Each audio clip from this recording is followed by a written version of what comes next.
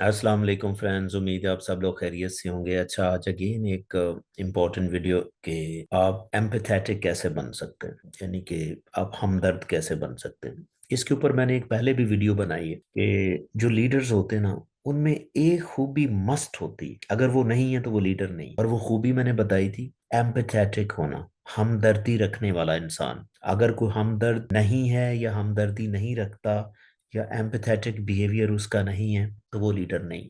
सिर्फ मैंने एक खूबी बताई थी और उसका मैंने लॉजिकली आंसर भी किया था, लेकिन साथ में मैंने ये भी बताया था कि आप जो एम्पैथी है ये कोई बाई चॉइस नहीं है कि लाइक आप बन जाएं या ना बने। नहीं, ये क्रिएट करनी पड़ती है, ये डेवलप करनी पड़ती है, ये बिहेवियर आपको डेवलप करना पड़ता है और हो जाता है अनलेस के कोई आपके अंदर एबनॉर्मेलिटी ना हो। ठीक है, अनलेस के कोई आपकी ऐसी पर्सनालिटी ना हो, ऐसा डिसऑर्डर ना हो कि वो डेवलप ना हो सके, या उसका उसके पीछे जो ब्रेन एरिया है वो डैमेज हो या उसमें प्रॉब्लम हो। अदरवाइज एक नॉर्मल इंसान जो है वो एम्पैथेटिक हो भी सकता है, नहीं भी हो सकता।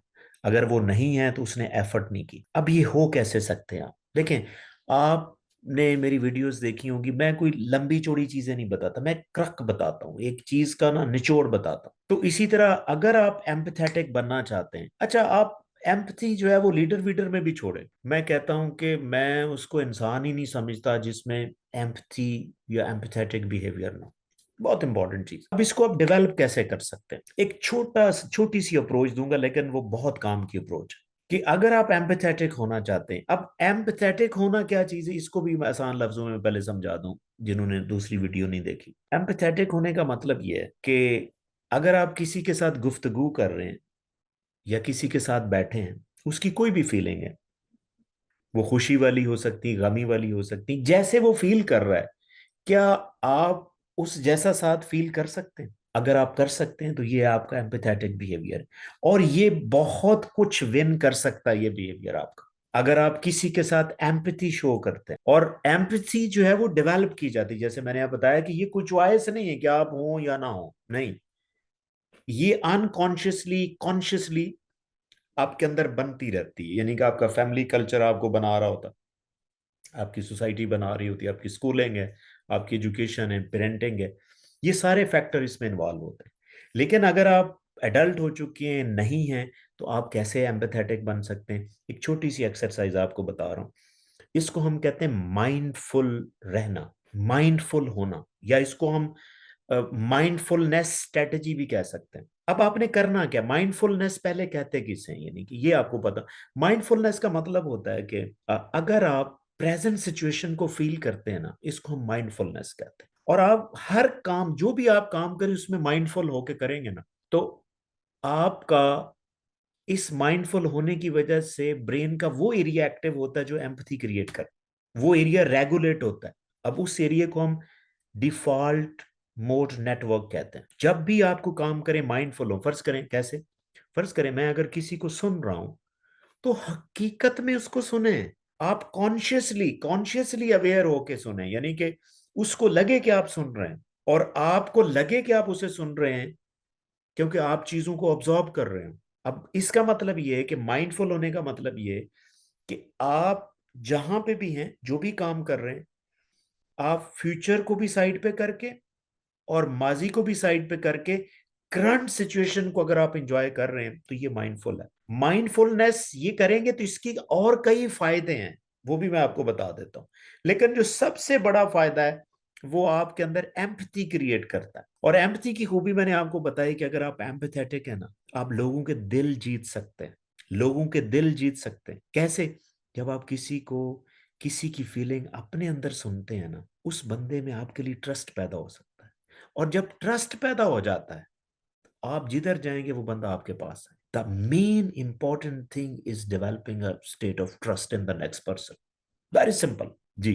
तो क्या है, जब आप माइंडफुल होते हैं, माइंड आप हर काम में ये आदत बनाने माइंडफुल होने की, यानी कि किसी को सुन रहे हैं तो फिर हकीकत में सुने। खाना खा रहे हैं तो माइंडफुल होके खाएं, यानी कि आपको पता होना चाहिए कि मैं कितना खा गया हूं, ये नहीं कि पता ही नहीं चला आप कितना खा गए। ठीक है, ये तब पता चला जब आखिरी बाइट जा नहीं रही, ये माइंडफुल ईटिंग नहीं है। आप कोई भी काम करें, आप इवन चल भी रहे हैं, आपको पता हो कि मैं कदम कहाँ रख रहा हूँ, आपको पता हो, आपको आगे पता हो कि ये आगे कोई खाई तो नहीं आ गई, आगे कोई सड़क टूटी हुई तो नहीं है, ये माइंडफुल है।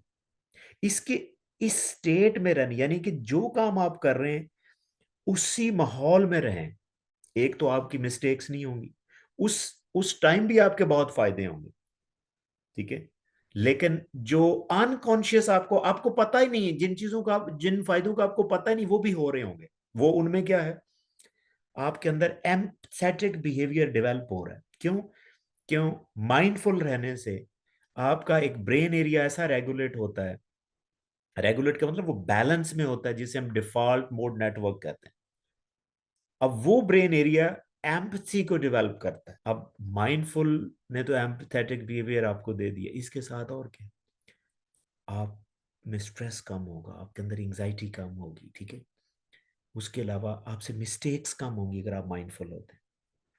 और जो काम आप कर रहे हैं वो बहुत अच्छी तरह काम होगा, उसमें सक्सेस आपको मिलेगी। फॉर एग्जाम्पल, मैं सिंपल एक आपको मिसाल दे देता हूँ। अगर आप नमाज पढ़ रहे हैं तो माइंडफुल होकर पढ़ें, तो आपका ख्याल कहीं नहीं जाएगा, आपकी नमाज कितनी खूबसूरत होगी, ठीक है ना, you will be focused in the prayer. तो ये माइंडफुलनेस के उसी टाइम भी फायदे आपको मिल रहे होते हैं, लेकिन जो साथ साथ आपको पता ही नहीं होता कि कौन से फायदे हो रहे हैं, वो ये हैं कि आप एम्पथेटिक बिहेवियर आप में डेवलप हो रहा है, आप में स्ट्रेस कम हो रही है, आप में एंजाइटी कम हो रही है, आप में टेंशन, आप रिलैक्स फील करते हैं।